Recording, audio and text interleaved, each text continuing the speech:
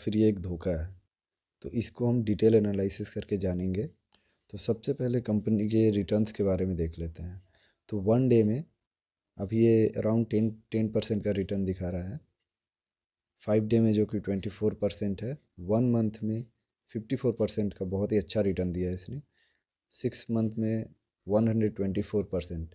तो अगर इतना परसेंट का रिटर्न दिख रहा है फ्रेंड्स, तो रिस्क लेना बनता है, क्योंकि एफडी में तो ये मिलने वाला है नहीं।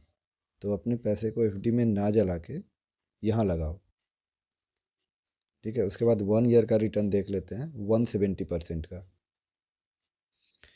तो ये कंपनी सिर्फ भाग ही रही है या फिर इसमें कुछ दम भी है? तो इसके लिए हम सीधे सीधे इसके बिजनेस मॉडल, ये कंपनी करती क्या है, इसके financial results, quarterly results, yearly results, ये सारी चीज़ें हम देखेंगे। तो फ्रेंड्स, एनएचपीसी करती क्या है, सबसे पहले ये देख लेते हैं।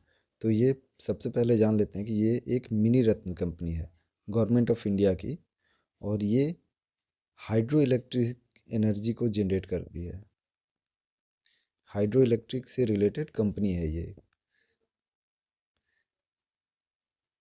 तो एनएचपीसी जो है, पूरे इंडिया में जितनी बिजली वाटर से बनती है, मतलब हाइड्रो इलेक्ट्रिसिटी जो है, उसका 15% अकेले एनएचपीसी प्रोवाइड करती है।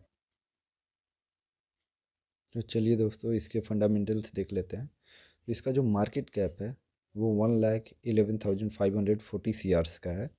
करेंट प्राइस जो है 111 का चल रहा है, जो कि ऑल टाइम हाई था 115 का, ऑल टाइम लो है 37.8 का। स्टॉक पी जो है 28.6 का है। बुक वैल्यू जो है 38.9 की है। याद रखिएगा दोस्तों, जब भी आपको कोई डिविडेंड अलॉट होता है तो वो बुक वैल्यू पे होता है, ना कि करंट मार्केट प्राइस पे होता है। इसके बाद देख लेते हैं, फेस वैल्यू जो है वो 10 रुपीज़ का है। इसके बाद हम डायरेक्ट इसके प्रॉफिट स्टेटमेंट को देख लेते हैं, प्रॉफिट और लॉस को। तो देखिए, इस कंपनी में ये जो नेट प्रॉफिट है, ठीक है, तो नेट प्रॉफिट इस कंपनी का लगातार कंटिन्यू ग्रोथ की तरफ है।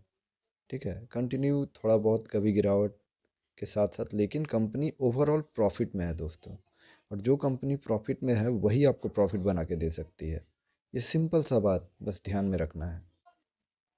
इसके बाद हम शेयर होल्डिंग पैटर्न को देख लेते हैं। तो प्रोमोटर की अच्छी खासी होल्डिंग है 17.95। इसमें एफ भी हैं, डी भी है, गवर्नमेंट भी है, और पब्लिक की भी अच्छी खासी होल्डिंग है। तो अगर आप इन्वेस्टर हैं तो अभी भी आप इस स्टॉक में इन्वेस्ट कर सकते हैं। और ये डिस्क्लेमर है कि मैंने इस स्टॉक में इन्वेस्ट किया है और मैं आगे भी करूँगा। तो थैंक्स फॉर वॉचिंग दोस्तों। फिर मिलेंगे अपने नेक्स्ट वीडियो में। धन्यवाद।